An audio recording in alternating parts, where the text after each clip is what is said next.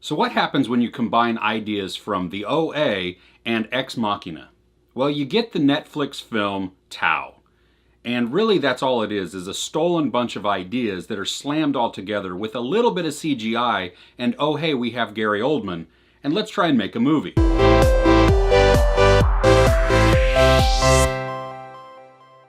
The premise of the film is that a scientist is developing an artificial intelligence program for the government, and it's going to be weaponized. So to perfect it, he's testing it out at his home and developing it and just continuing to tweak it until it becomes perfect and its own learning system. The antagonist kidnaps people in an effort to steal their brain waves or their brain functions, and then it feeds into the AI so that the AI becomes more of a human type of learning system, so that it really functions on its own and is truly an intelligent being. The problem is, though, that we don't care, that there is zero character development in Tau.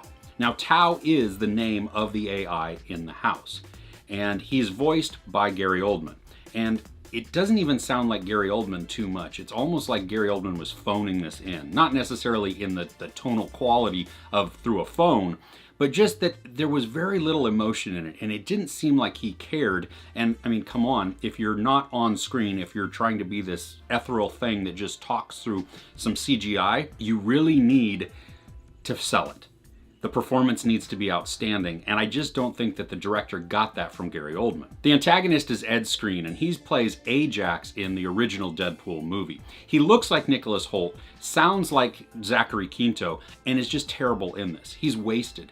It's very a flat character. He doesn't really do much, and we don't totally understand his motivation other than he has his government contract to do, and he has to meet this deadline. Micah Monroe is the girl who is kidnapped, and we get zero backstory on her. We get zero character development. And so we're expected, though, to care that she is kidnapped and now she's being held prisoner in the scientist's home.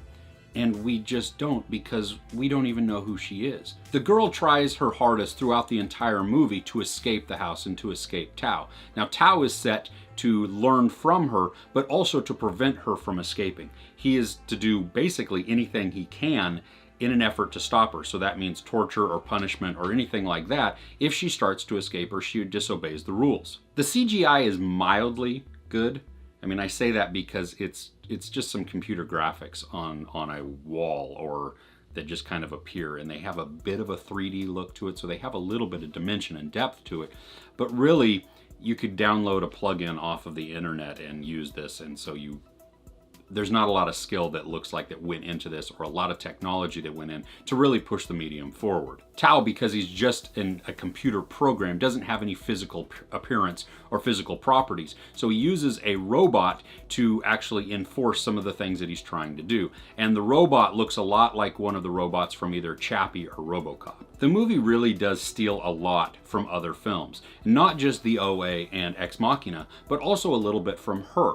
There is a part where the main character has an emotional attachment to Tau and does some things that no real person would do because it's just stupid. As the movie went along, I found myself really not caring what was going on, which is a shame because I'd already invested at least an hour into it, and I thought, you know what?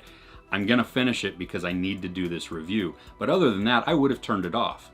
I'm watching the crap so you don't have to. Really, the movie is just a mess, and it's not worth seeing at all. There's no sex or nudity, there's a lot of profanity and a lot of violence. I totally would skip the Netflix film Tau. I give it a half a couch out of 5, and that's just because they took the time to put the crap all together and then distribute it. What's the worst movie you've seen on Netflix? I'd love to know in the comments below. If you enjoyed this review, give it a like. Don't forget to share and subscribe. I'm Chris. This is Movies and Munchies. Thanks for couching with me.